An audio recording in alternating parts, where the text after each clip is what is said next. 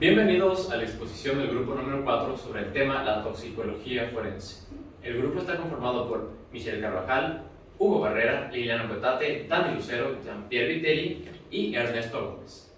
Es por ello que la toxicología forense es un tema fundamental dentro del estudio de la medicina legal. Siguiente diapositiva. Paracelso, hace 500 años, mencionaba que toda sustancia en el mundo es tóxica. No existe ninguna que no la sea. Solo depende de la dosis exacta para diferenciar de un medicamento a una toxina o veneno. Es por ello que la toxicología es una rama de la ciencia que estudia las toxinas, los venenos y sus posibles remedios. Es por ello que para quitar esta dicotomía y resolver esta paradoja, hemos realizado un cuadro de doble entrada sobre la diferenciación entre las toxinas y los venenos. Por ello, las toxinas, su finalidad no tiene ninguna per se, es decir, que su finalidad no posee ningún fundamento básico, sino el veneno también tiene la finalidad de causar daño o la muerte de un individuo.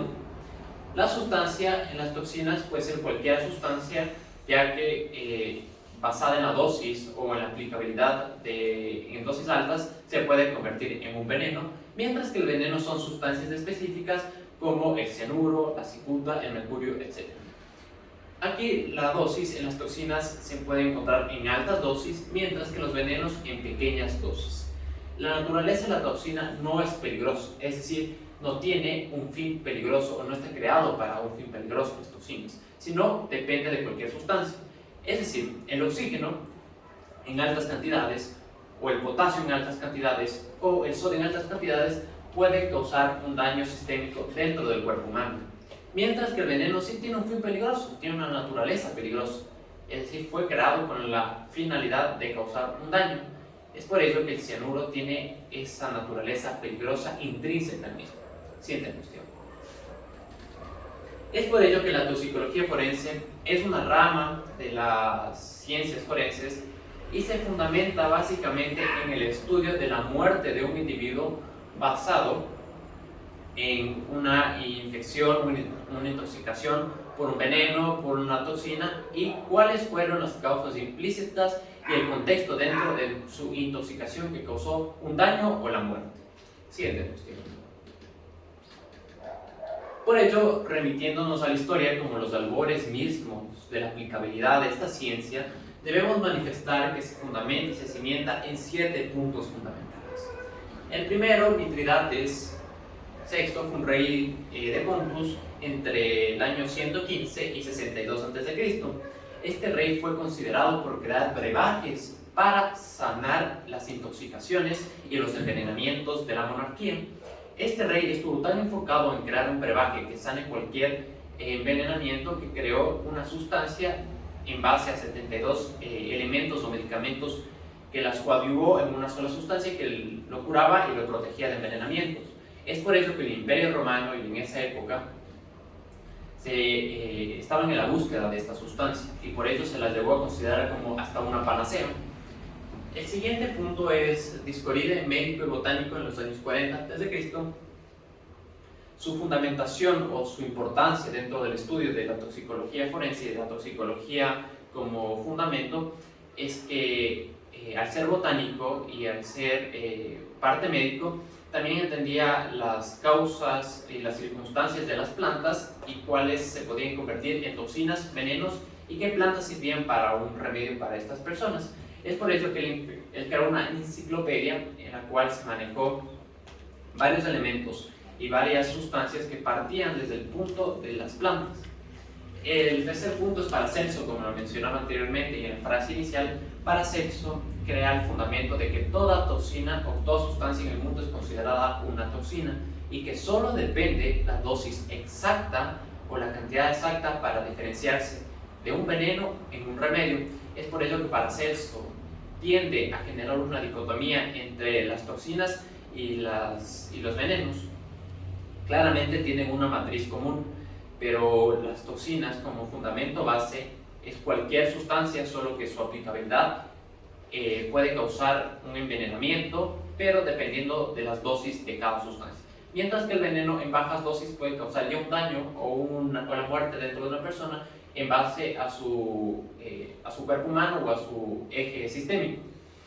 El cuarto punto es el Consejo de Guías. En el siglo XVII, el Consejo de Guías era un consejo de 10 asesinos que era como una banda criminal que se encargaba de matar a la monarquía. Entonces su fin era matar a la monarquía en base a las toxinas y los venenos, porque en ese tiempo no eran estudiados a profundidad.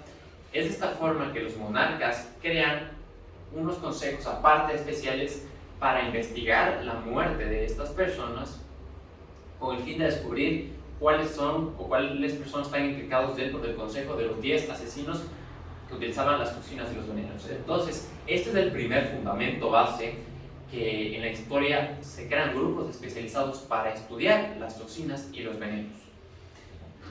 Mark Orfila es el padre de la toxicología moderna y la toxicología forense. Él es el encargado de crear la primera o el primer instructivo general sobre la toxicología, y en este habla las posibles causas, muertes y el contexto mismo de las sustancias tóxicas y los venenos si entran en contacto dentro del cuerpo humano. El DL50 en el siglo XX es considerado como parte fundamental de la Segunda Guerra Mundial porque es el estudio básico sobre la aplicabilidad de la guerra biológica. El DL50 parte de que en un grupo de 100 personas una sustancia puede matar al 50% y al otro 50% no. Es por ello que este DL50, dependiendo de su escala, va a ser una sustancia mayormente mortífera o no. Pero la Segunda Guerra Mundial es el eje básico para este desarrollo del DL50, en el que su fundamento intrínseco era investigar qué armas biológicas podían afectar a un cierto grupo de personas. Entonces su contexto fue bélico. Y por último, en Holanda y Estados Unidos se crearon los primeros centros farmacológicos para el estudio de las toxinas y los venenos, con el fin de indagar a profundidad cuáles son los contextos, cuáles son las sustancias y cuáles los posibles remedios de ciertas toxinas descubiertas y por descubrir del ser humano, de forma natural o artificial. Siguiente cuestión. Es por ello que para su entendimiento tenemos los conceptos generales que formarán la pauta general para que se entiendan las posteriores explicaciones sobre un mayor contexto de la toxicología forense. Es por ello que un tóxico, según Paracelso y la doctrina, es considerada cualquier sustancia y que solo dependiendo su dosis puede ser mortal o no. El veneno son sustancias aplicadas a un organismo con el fin de causar daño. Es decir, el veneno ya tiene un fin peligroso y su naturaleza es el hecho de causar un daño. La toxicología es una rama de la ciencia que estudia las causas y los efectos de los tóxicos para brindar un posible tratamiento o para mitigar estas sustancias a posteriori. La toxicología forense, como lo mencioné, es una ciencia que parte de las ciencias forenses y de la medicina legal, que tiende a descubrir cuáles son las posibles causas de muerte o el contexto de muerte o daño de una persona en base a la toxina o el veneno que fue aplicado. Y el DL50 es la dosis letal al 50%. Como lo explicaba anteriormente, el DL50 es el punto base de las toxinas o de los venenos, y quiere decir que si hay un DL40, un DL30, un DL20 y un DL10, las sustancias van a ser mucho mayor peligrosas porque tiene un porcentaje mayor de intoxicación y una finalidad mucho más bélica. Y si excede del 50% al 60, al 70, al 80, al 90, serán sustancias no tan peligrosas, pero también tiene un eje principal que es la peligrosidad intrínseca en una sustancia. Y el MAC es la concentración máxima admisible de una sustancia para no causar daño. El MAC es utilizado en varias coadyuvaciones de sustancias y que menciona que es la dosis máxima admisible de una sustancia. Si yo me paso de esa dosis máxima admisible, como lo mencionaba Paracelso y la doctrina, puedo crear con cualquier sustancia una toxina y que pueda llegar a un daño sistémico dentro del ser humano.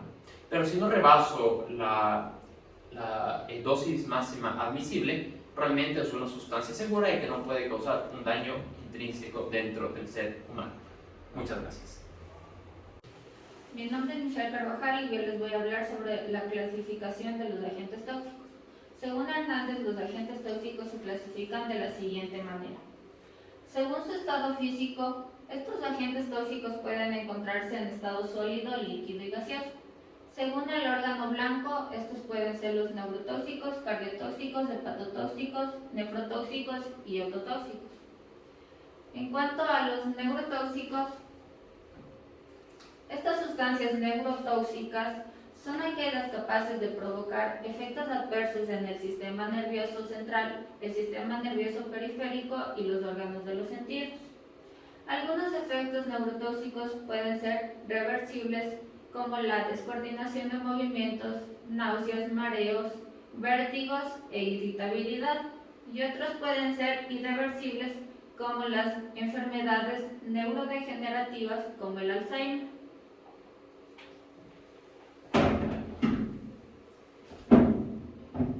Los cardiotóxicos se trata de sustancias que causan daño o alteraciones al músculo cardíaco, es decir, al corazón, y a su vez afectan al ritmo cardíaco.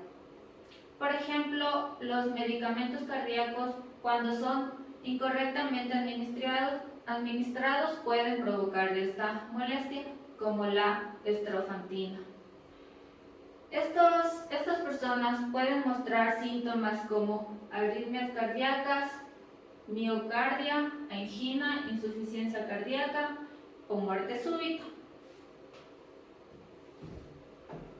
En cuanto a los hepatotóxicos, la hepatotoxicidad es un término médico para referirse a una lesión del hígado causada por un medicamento o un suplemento químico, herbario o alimentario. Los síntomas de hepatotoxicidad pueden incluir erupciones cutáneas, dolor de estómago, náuseas, vómito, fatiga, entre otras, incluso como es la inapetencia y la fiebre. Los nefrotóxicos, en cambio, estos provocan alteraciones funcionales a la morfología del riñón, produciéndose así por un medicamento o un agente químico, biológico, que este pudo haber sido ingerido, inhalado, inyectado o absorbido. El riñón es especialmente susceptible a la toxicidad debido a que cuenta con el máximo suministro de sangre, ya que los agentes circulantes llegan a él a un ritmo 50 veces mayor que el habitual para los tejidos. Muchas sustancias son tóxicas de manera directa, otras son nefrotóxicas a través de la formación de metahemoglobina, como son las penicilinas y los radiográficos, los analgésicos y los antiinflamatorios. También aquí pueden provocar esta anomalía los metales pesados o las sales de oro.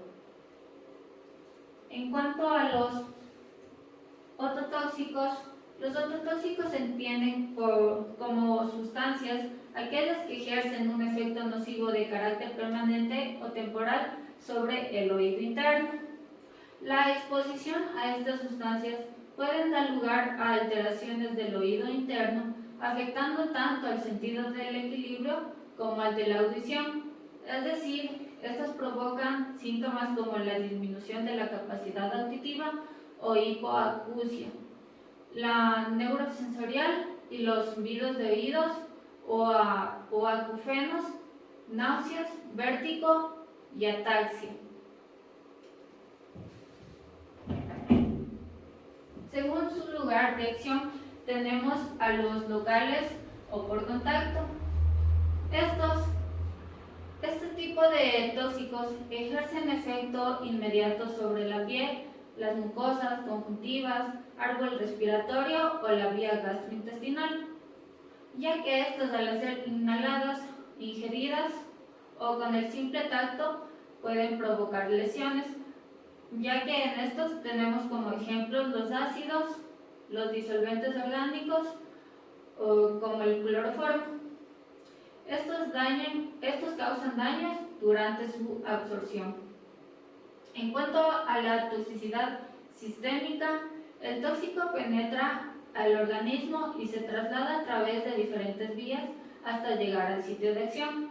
La sustancia se transforma metabólicamente hacia un metabolito activo y tóxico, el cual se le conoce también como el agente causal de la intoxicación.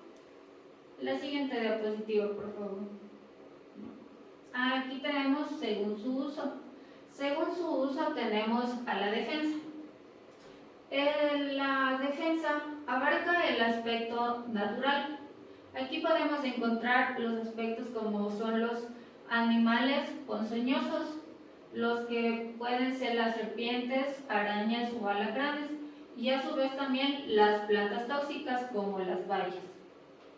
En cuanto a su uso doméstico, pueden ser los insecticidas, ya que estos, al ser un contaminante ambiental, también se configuran como un tóxico gaseoso, y estos son venenos presentes en el aire que generalmente se encuentran en estado gaseoso y alcanzan al cuerpo a través de la inhalación. En cuanto a su origen, tenemos el origen botánico. En el origen botánico son las sustancias tóxicas que se encuentran en frutas o vegetales. En cuanto al origen animal, tenemos que los animales venenosos, ya que pueden estos transmitir las toxinas a través de mordeduras o picaduras. En cuanto a los sintéticos, podemos mencionar las drogas, ya que estas son sustancias simples o compuestas que tienen como efecto esto ser un estimulante. Según el tipo de exposición, tenemos a los agentes tóxicos agudos. Estos son aquellos cuyo efecto se evidencia antes de las 24 horas de la exposición al tóxico. Al contactarse con el organismo, estos generan síntomas y tras ser metabolizados, el individuo suele recuperarse, aunque en muchas ocasiones también estos les pueden provocar su muerte tras el tóxico ingerido. En cuanto a los tóxicos crónicos, estas son las intoxicaciones crónicas. Se producen cuando la persona ha estado expuesta a dosis bajas de tóxicos durante un tiempo prolongado, de forma que el efecto nocivo aparece más tardíamente, pudiendo dejar secuelas irreversibles. Por ejemplo, esto se da mucho en los casos de los trabajadores expuestos a productos tóxicos durante su actividad laboral de forma continua durante mucho tiempo. Por ejemplo, los que trabajan con pinturas, con plomo o con gomas. Muchas gracias. Doctor y compañeros, mi nombre es Liliana Puetate y mi tema de exposición es la fase de exposición, donde menciona que el organismo vivo es un complejo biológico que a su vez está integrado por una serie de órganos, el mismo que se encuentra protegido por su medio ambiente por membranas o barreras naturales. Dentro de ello, cabe recalcar que para que una sustancia química esté ajena al ser vivo y la misma tenga efectos sobre el mismo, debe suceder una reacción, ya sea de naturaleza química o física. La siguiente, por favor. Como segundo tema tenemos las vías de exposición, las mismas que son 5. La inhalada. La inhalada se da a través de las vías respiratorias y por lo cual nos dice que el tóxico debe estar en estado gaseoso o a su vez debe ser muy fino, para que el mismo, al albergarse en líquidos atomizados o sólidos, sean pulverizados. Tenemos la digestiva. Nos dice que la vía más común de acceso es el organismo. La misma se da a través de la ingesta de sustancias y por medio de la absorción en el tracto digestivo. Tenemos la cutánea. Se da a través de la piel y las mucosas. Nos dice que cualquier sustancia que atraviese las capas dérmicas tiene acceso a las capilares del mismo organismo. La siguiente, por favor. Tenemos también la placentaria, donde nos menciona que son los medicamentos que dañan al feto al pasar por la barrera placentaria.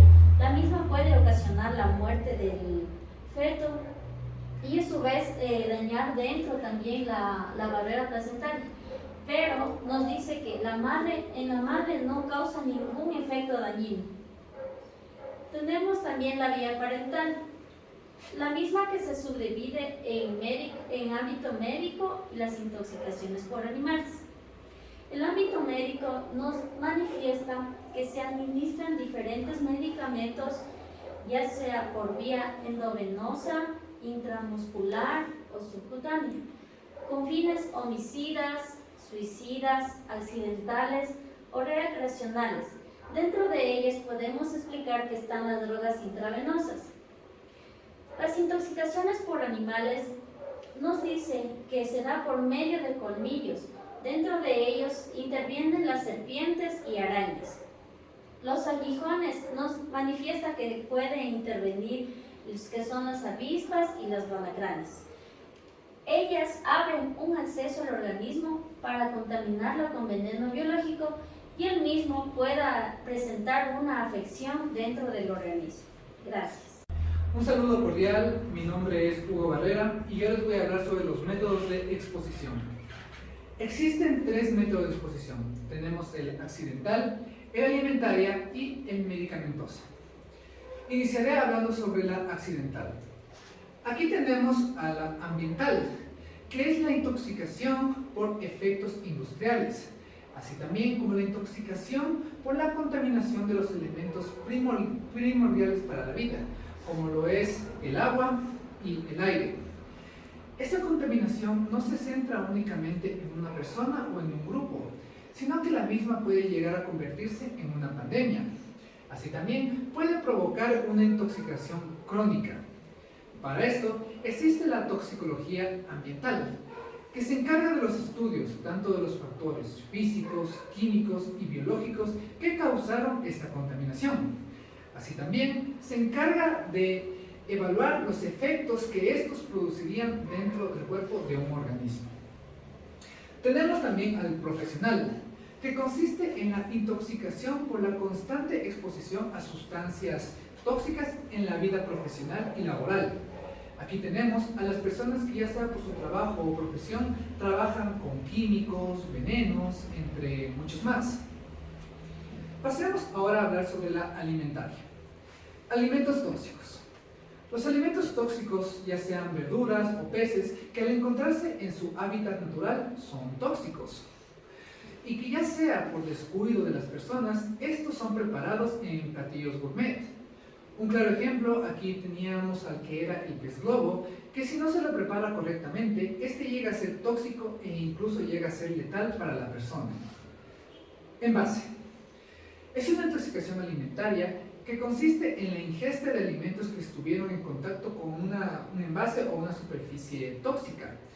Un claro ejemplo, aquí tenemos que en la antigüedad se guardaba y se preparaba tomate en vasijas de plomo. Esto provocaba una intoxicación en las personas y se comenzó a creer que el tomate en realidad era venenoso. Contaminación biológica. Es un tipo de intoxicación causada por una bacteria. Esta bacteria ingresa a nuestro organismo por consumir alimentos que ya se encuentran en un estado de descomposición. Un claro ejemplo aquí podemos resaltar a los estafilococos. Salmonela. Otro tipo de intoxicación son aquellas provocadas por las toxinas. Estas toxinas son provocadas por otro organismo. Un ejemplo, aquí tenemos el botulismo, que es una toxina que provoca una enfermedad muy grave en el cuerpo de una persona. Los síntomas van desde dificultad respiratoria, entre muchos más, e incluso puede llegar a provocar la muerte de la persona. Contaminación química. Es una intoxicación causada por la ingesta de alimentos que tienen sustancias químicas. El más común suele ser el pesticida. Así también existe la intoxicación por productos para el engorde y la crianza de los animales. Este tipo de intoxicación depende mucho de las hormonas que se hayan implementado. Normalmente en este tipo de casos suele ser la hormona de crecimiento. Aditivos. Los aditivos son sustancias que se les agregan a los alimentos para mejorar exponencialmente su sabor. No obstante, en grandes cantidades, estas pueden llegar a ser tóxicas. Un claro ejemplo, aquí tenemos al dióxido de azufre que se encuentra presente en los vinos. Medicamentosa. La medicamentosa se divide en tres: por error, voluntaria y iatrogénica. Por error. Tenemos primeramente al producto. El producto es la ingesta de medicamentos en el cual se desconoce su efecto dentro del cuerpo. Comúnmente se lo suele denominar también como la automedicación. Este tipo de intoxicación no suele ser voluntaria, sino que suele ser accidental. Frasco. Este consiste en la intoxicación por ingerir fármacos erróneos. Esto comúnmente sucede cuando una persona guarda varios medicamentos dentro de un frasco. En esta ocasión sí se lo suele hacer con el fin de causarse un daño o una intoxicación. Dosis. Esta intoxicación consiste en que personas que ya han tomado su dosis diaria de medicamentos se olvidan que lo hicieron y lo vuelven a tomar. Así también en el campo hospitalario sucede por una mala interpretación de las dosis que se le tiene que suplementar a los pacientes. Por interacción. Una de las intoxicaciones más graves y más peligrosas consiste en que una sustancia que generalmente suele ser otro fármaco afecta la funcionalidad de otro medicamento. Estos dos medicamentos, al estar en una constante interacción, pueden provocar ya sea el aumento o la disminución de sus efectos. Así también, esto puede crear un nuevo efecto que no es propio de ninguno de los dos fármacos. Domésticos. Es una de las intoxicaciones más comunes a nivel mundial. Consiste en que los niños tienen acceso a los medicamentos y estos, al tener un color llamativo, suelen ingerirlos. Así también, muchas personas reutilizan envases de alimentos para guardar sustancias que llegan a ser peligrosas para la vida, como pueden ser los venenos, así también la ingesta de fármacos en grandes cantidades. Voluntario. Tenemos aquí al suicidio. El suicidio consiste en la ingesta de medicamentos de forma voluntaria con el fin de causarse una intoxicación grave que generalmente culmina con la muerte. Homicidio. Como sabemos, el homicidio tiene como finalidad el de matar a una persona. Aquí entra un papel importante lo que es la toxicología penal y forense, que se encarga del estudio y el diagnóstico de este tipo de intoxicaciones para determinar su verdadera causa de muerte. Generalmente esta intoxicación homicida suele pasar desapercibida como una intoxicación ya sea accidental o suicida. Toxicomanía y farmacodependencia. Existen varias sustancias que al ingerirlas causan un efecto placentero dentro del cuerpo de las personas. Estas sustancias pueden ser ya sean legales o ilegales. En el caso de los legales tenemos lo que es el tabaco, tenemos también el alcohol. Y en los casos de ilegales tenemos los diferentes tipos de drogas. Por otra parte, en los medicamentos, que generalmente suelen ser los terapéuticos, estos medicamentos ya están rozando los límites de lo tóxico. Todas estas sustancias suelen generar en el cuerpo un efecto de dependencia, que las personas que con un constante consumo puede llegar a que generar una intoxicación severa o grave. Iatrogénica. Aquí tenemos a la automedicación. La automedicación es la ingesta de los medicamentos para tratar un padecimiento, pero este padecimiento no ha sido diagnosticado por el personal médico o no tiene tratamiento. Finalmente tenemos al error de prescripción médica, que consiste en la ingesta de medicamentos de forma errónea. Esto comúnmente sucede por la mala tipografía de los médicos, así también como la incapacidad de los médicos para medicar o para diagnosticar un verdadero padecimiento médico. Así también las farmacéuticas suelen dar medicamentos erróneos. Así también tenemos a las personas mismas que hacen caso unísono a las disposiciones médicas para el consumo de los medicamentos. Muchas gracias. Bien. Mi nombre es Ernesto Gómez y yo voy a hablar sobre la toxicocinética. Bien, empezando entonces, ¿qué es la toxicocinética? La toxicocinética se refiere al estudio o el análisis de los cambios por los que pasa un xenobiótico al momento de entrar a un cuerpo, de ser absorbido por nuestro organismo y de ser eliminado por el mismo, por diferentes procesos y vías que ya hablaré a posteriori. Entonces, haciendo un paréntesis, ¿qué es un xenobiótico? Un xenobiótico se refiere a una sustancia química que es ajena, externa a nuestro cuerpo, que puede entrar por diferentes vías o diferentes procesos, como es la inhalar la sustancia química o la ingesta. Entonces, estas sustancias químicas pueden ser dañinas dependiendo principalmente de dos factores, de su concentración y de su transformación. Cuando digo su transformación, es que una de las características principales de los xenobióticos es que al momento de entrar a nuestro organismo pasan por una transformación, como por ejemplo el metanol, al momento de entrar a nuestro cuerpo se transforma en formaldehído o en ácido fórmico, que son dos compuestos químicos que inclusive son mucho más dañinos que el metanol en un principio. Algunos ejemplos de xenobióticos son, por ejemplo, los pesticidas, insecticidas, compuestos farmacéuticos como es la aspirina, analgésicos, etc. Entonces, en sí, la toxicocinética se refiere al estudio de cómo entra este compuesto químico, estos xenobióticos, estos agentes tóxicos a nuestro cuerpo y cómo se distribuye o cómo se dispersa en el organismo.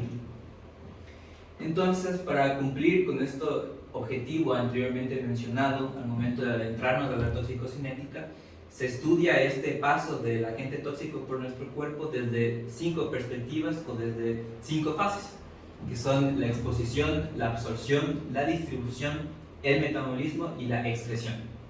Bueno, pasando a la primera fase. Entonces, la exposición se refiere al cómo nuestro cuerpo entra en contacto con la sustancia tóxica. Sin embargo, esto no quiere decir que una persona se encuentre en un verdadero estado de intoxicación al momento de estar en contacto con una sustancia tóxica. Una persona entra en un verdadero estado de intoxicación cuando ya este agente tóxico es absorbido por nuestro organismo. Dentro de la exposición, probablemente las principales formas de que una persona entra en contacto con un agente tóxico es mediante la piel, mediante las vías respiratorias y mediante un riesgo o un peligro de ingesta. Entonces, mientras más tiempo estemos en contacto o estemos expuestos a un agente tóxico, aumentan las probabilidades o aumenta el riesgo de que nuestro organismo absorba este agente tóxico y provoque, los daños tóxicos, daños nocivos correspondientes. Como por ejemplo, una persona que se encuentra al lado de una fábrica y está en constante contacto o está expuesto a los gases tóxicos emanados por esta fábrica. El hecho de que la persona esté en contacto con los gases no significa que está en un verdadero estado de intoxicación, a menos que ya nuestro organismo, el organismo de la persona, haya absorbido el agente tóxico, el gas. Luego, la siguiente fase es la absorción. La absorción ya es cuando el agente tóxico, ya entra realmente a nuestro organismo. Entonces, para entender esto hay que visualizar a nuestro organismo o entender que nuestro organismo está dividido por diferentes compartimientos y el agente tóxico debe atravesar por diferentes barreras orgánicas o biológicas para llegar al compartimiento correspondiente y provocar los daños en nuestro cuerpo. Entonces se entiende que ya se materializa la absorción cuando el agente tóxico pasa a estas barreras orgánicas y llega al compartimiento de la circulación sanguínea. Existen varias circunstancias por las cuales se facilita el paso del agente tóxico por estas barreras orgánicas, o también llamadas membranas, como por ejemplo que su radio anatómico sea pequeño. Es decir, mientras más pequeño sea la molécula del agente tóxico, existen más probabilidades de que pase la membrana y llegue a la circulación sanguínea y se materialice la absorción. Dentro de la absorción existen 3 vías principales, de igual forma: por el tracto respiratorio, el tracto gastrointestinal y por una penetración dérmica o también denominada como percutáneo. Entre estas 3 vías que ya mencioné, probablemente una de las más frecuentes o la principal es por el tracto gastrointestinal, que a su vez también es frecuente en casos de suicidio, en casos de intoxicación accidental. En este nivel de absorción se da a nivel gástrico o a nivel de intestino delgado, y para que se dé la absorción, se materialice la absorción, el agente tóxico debe atravesar por unas células denominadas como epiteliales. Las células epiteliales son aquellas que tienen como objetivo principal o fundamental el proteger a los órganos. Entonces, en el momento en el que el agente tóxico atraviese esas células epiteliales y llegue a la circulación sanguínea, se da la absorción. Posteriormente, a nivel de respiratorio, a nivel pulmonar, en esta absorción se da normalmente o frecuentemente en agentes tóxicos que se encuentran suspendidos en el aire, como son gases, humo, vapores, aerosoles.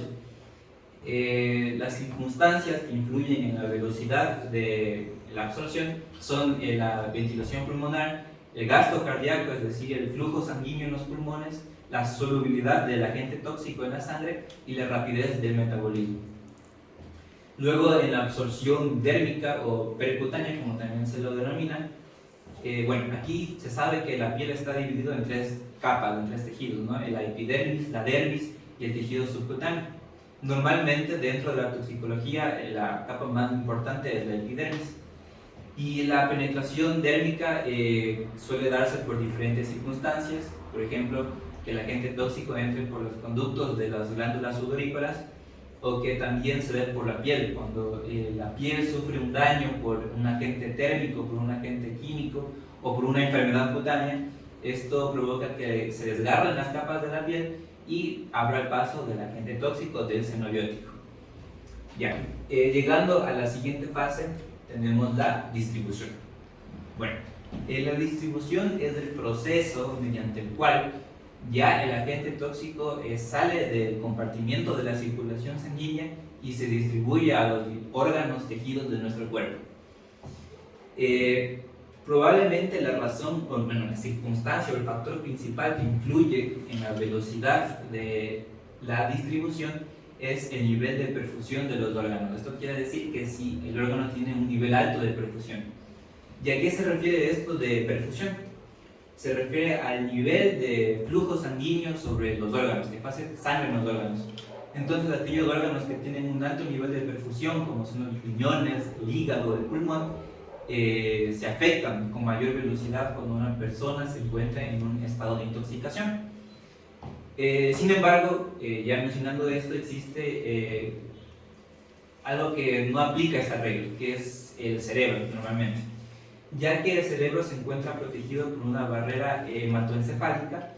Esta barrera hematoencefálica tiene como objetivo principal proteger al cerebro de sustancias hidrosolubles o de posibles neurotoxinas. Luego tenemos la fase del metabolismo. Como había mencionado con anterioridad, una de las características principales del xenobiótico es que una vez dentro de nuestro organismo se transforma.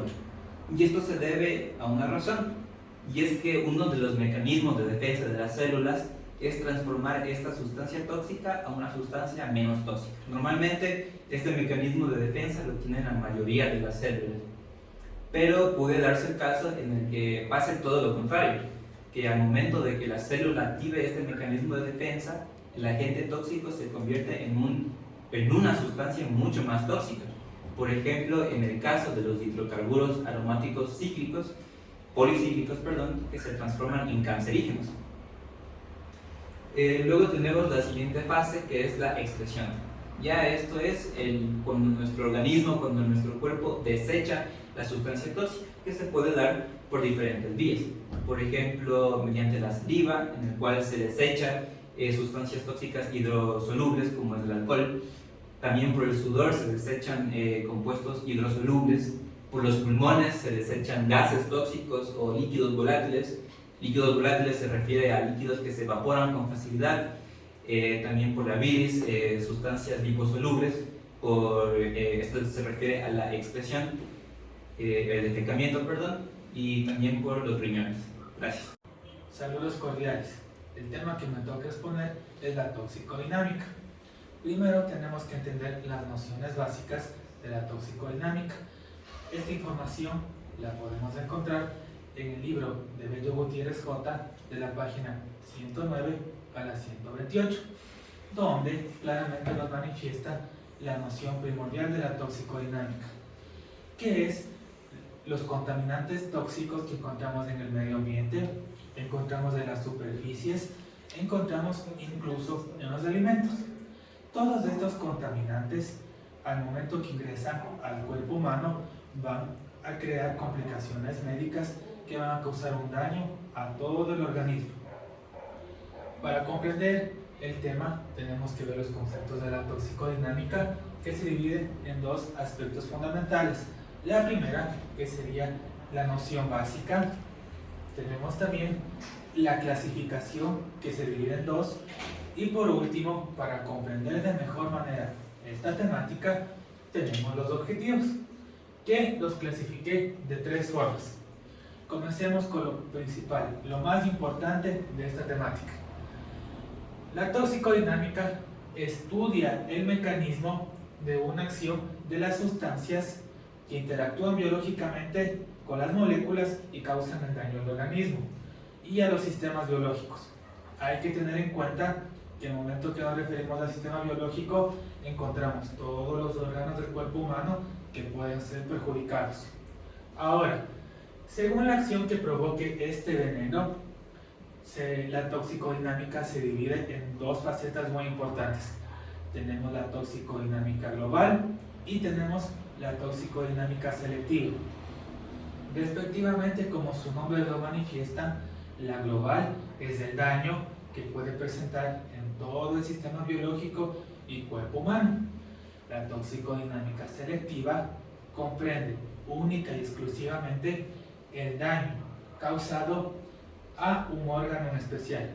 Ahora, este contaminante, este veneno que les estoy mencionando, puede ingresar al cuerpo humano mediante las cavidades bucales, mediante la cavidad oral y todos los elementos que conforman el cuerpo humano.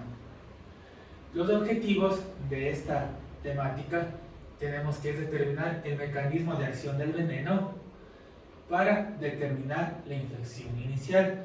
Médicamente esto es muy importante para poder determinar si es una toxicodinámica selectiva o es una toxicodinámica global. También comprende los síntomas y el tratamiento que se va a emplear. Ese sería nuestro segundo objetivo. Como tercero, tenemos que se va a facilitar el desarrollo de pruebas bioquímicas para diagnosticar el volutismo. Esto es muy importante porque la prueba bioquímica nos va a ayudar a ver qué es lo que nos ha contaminado. Como mencionaba anteriormente, está en superficies, está en el ambiente y está en los alimentos. Ahora, como un ejemplo de la toxicodinámica, podemos determinar que el contaminante puede ser desinfectantes, puede ser sustancias que sean tóxicas, y si hacemos una retrospectiva clara a toda la materia que hemos visto durante el semestre, también entra en la capa de la toxicodinámica cuando existe un contaminante de plomo, como hemos realizado en la temática de muerte por arma de fuego.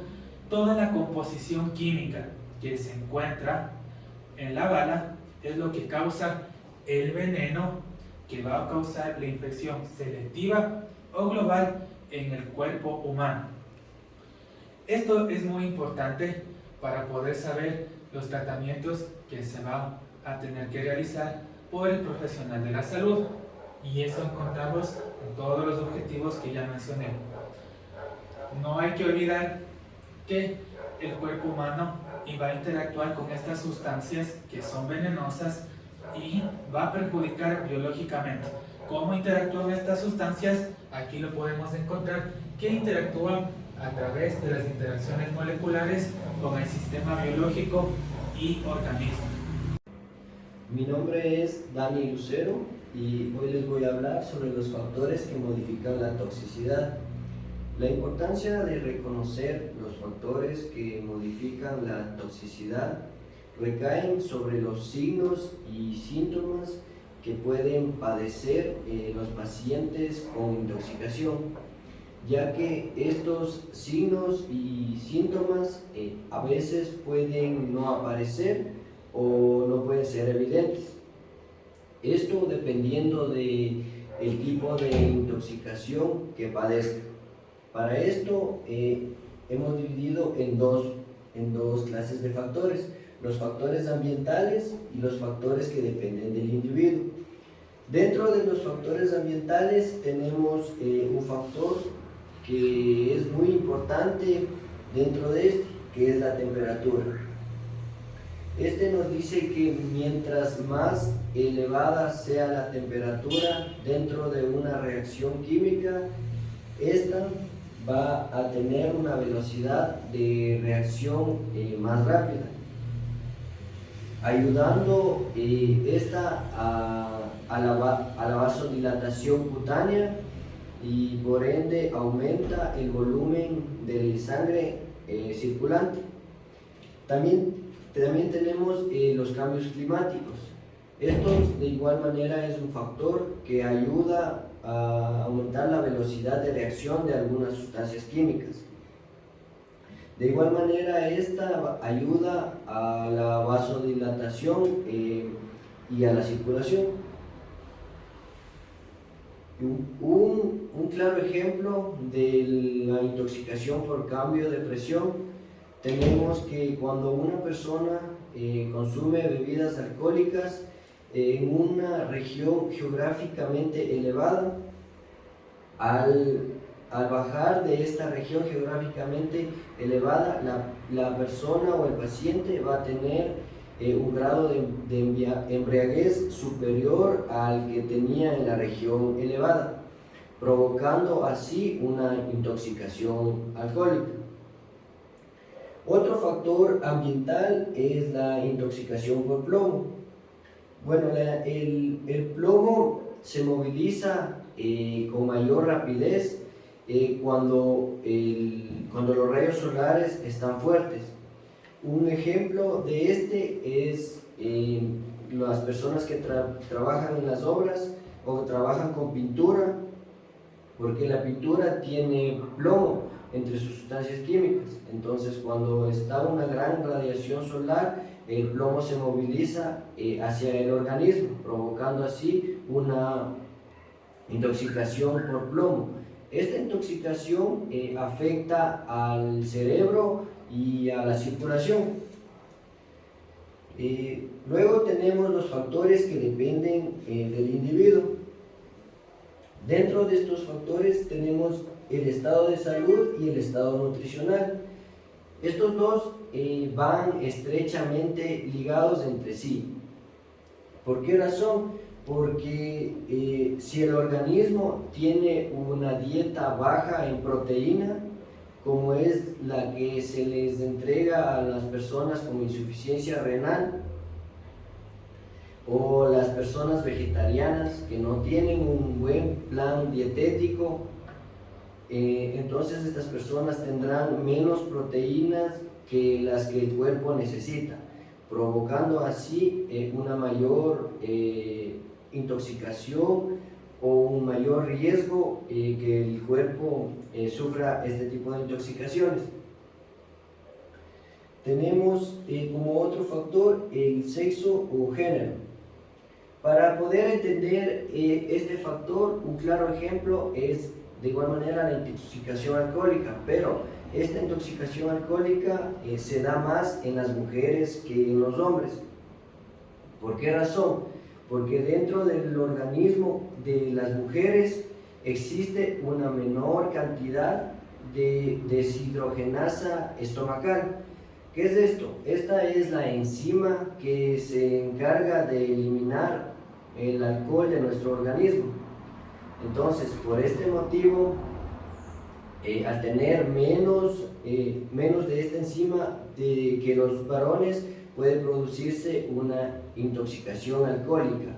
Esta intoxicación alcohólica puede producirse aguda o crónica, aun cuando se haya consumido una cantidad de alcohol no tan considerable en comparación a los hombres. Y por último tenemos el factor de la edad y la madurez. Este factor igual afecta o ayuda a la intoxicación en gran cantidad. Un claro ejemplo de estas intoxicaciones es la que se produce en los niños. ¿Por qué razón? Porque los niños no cuentan con las enzimas necesarias en el cuerpo en comparación a una persona adulta. ¿Por qué razón? Por el motivo en el que no han estado expuestos todavía en mayor tiempo al medio ambiente, provocando así daños irreversibles en su salud, provocando una intoxicación. Es menester de esta forma mencionar algunas conclusiones. Por ello, la toxicología forense es esta ciencia medular dentro de las ciencias forenses para determinar las circunstancias, las causas o el contexto que englobaron el daño o la muerte de una persona en base a las toxinas o en base al envenenamiento que esta persona sufrió. Por ello, como lo mencionamos al inicio, entre la diferencia entre una toxina y un veneno, la finalidad de estas son diferentes. Las toxinas tienen una finalidad o una naturaleza no peligrosa per se, pero cualquier sustancia en dosis altas puede convertirse en una toxina o un veneno, consecuentemente con el daño orgánico que se visualice dentro de esta persona. Y el veneno claramente es un agente peligroso y su naturaleza tiene esta peligrosidad y por ello son sustancias específicas. A continuación, concluyendo también dentro de nuestra exposición, la clasificación de los agentes tóxicos se han desarrollado según su estado físico, según el órgano al que afecta y según su acción.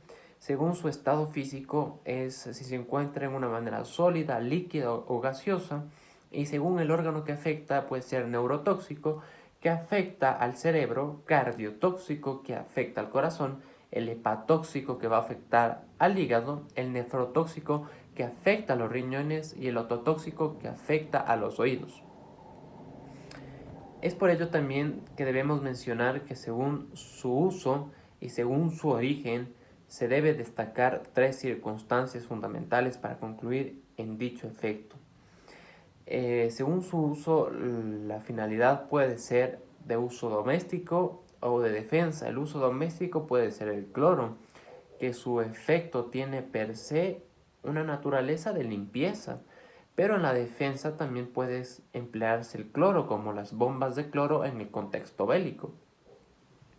Según el origen, tiene un origen biológico o un origen creado por el ser humano. El origen biológico es que parte de ciertas plantas o de ciertos animales y que según su origen artificial parte de la creación humana a través de los componentes artificiales para crear un veneno específico que concebe en un fin peligroso para el mismo. Las fases de exposición son en varias etapas.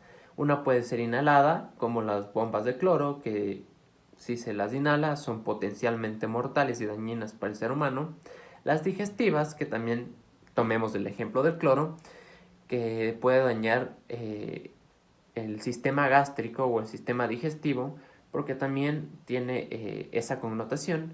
Cutánea, el cloro claramente causa una irritación cutánea, pero cutánea, una toxina o una sustancia meramente peligrosa es el mercurio, que a través de la piel se puede intoxicar a una persona. Hay que también mencionar de forma fundamental que la placentaria y la vía parental también son elementos en los cuales la toxicología forense tiene una implicación, porque la placentaria dentro de la toxicología es un elemento fundamental para determinar si hubo un aborto natural o un aborto que se lo expuso de manera dolosa. Ejemplo, un aborto natural son las condiciones meramente naturales y orgánicas de una mujer que a través de su organismo aborta un feto o un producto.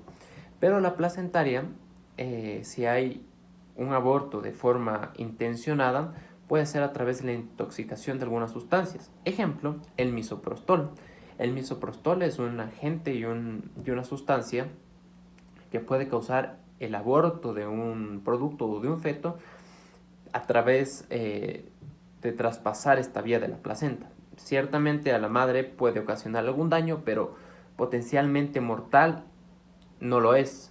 Pero el misoprostol potencialmente mortal sí es para el feto, entonces puede haber una ruptura de esta barrera y que se ocasiona dicha circunstancia.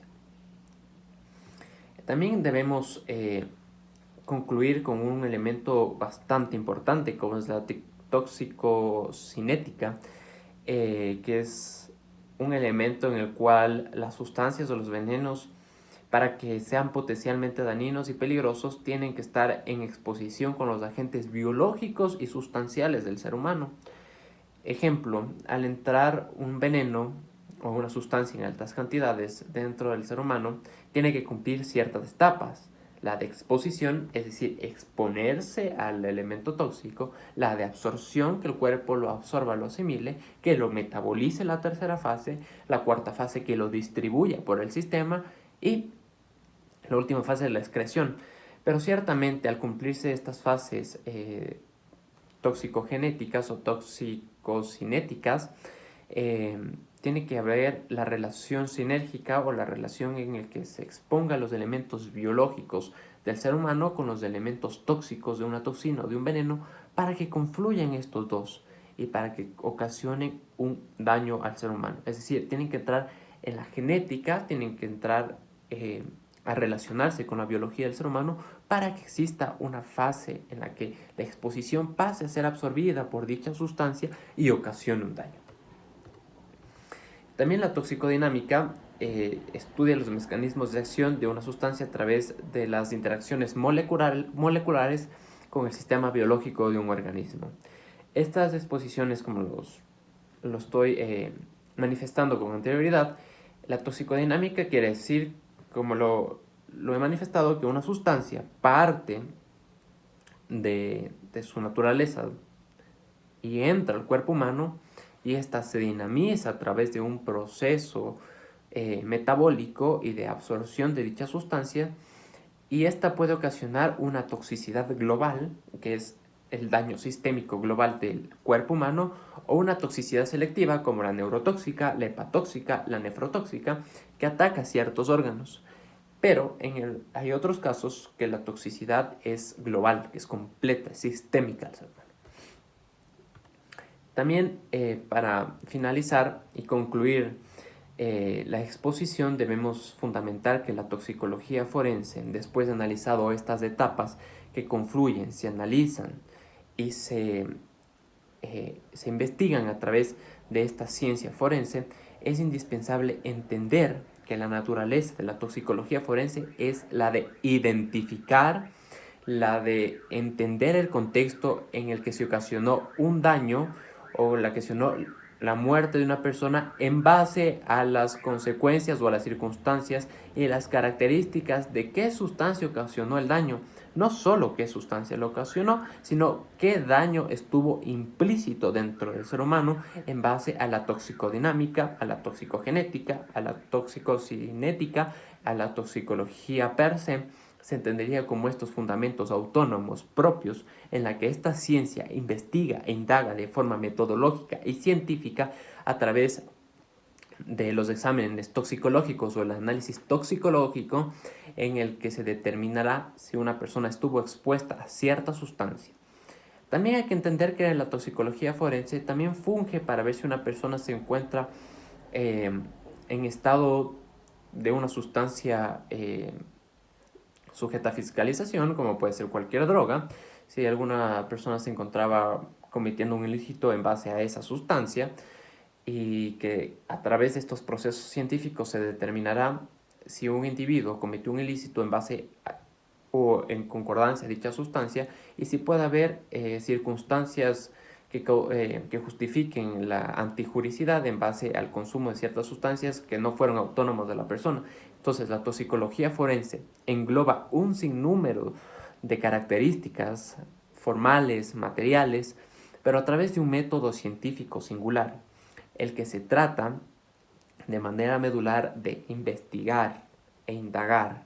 Y es por eso que hemos llegado a este colofón de conceptos en el que la toxicología forense funge desde ese sentido natural y transportándonos a los albores mismos de la historia de la toxicología, siempre ha tenido la connotación de investigar qué sustancia ha ocasionado un daño a una persona y si esa sustancia ocasionó la muerte a posterior de la persona. Y la toxicología también ayuda, ciertamente no de manera directa, sino de manera indirecta, a crear remedios a estas toxinas, como puede ser por envenenamiento de una sustancia de las serpientes, de los escorpiones, de las arañas. La toxicología forense a través de los años ha indagado estas circunstancias para ser no solo un ente directo de investigación para el ente punitivo del Estado, sino también un ente de investigación para la salud humana.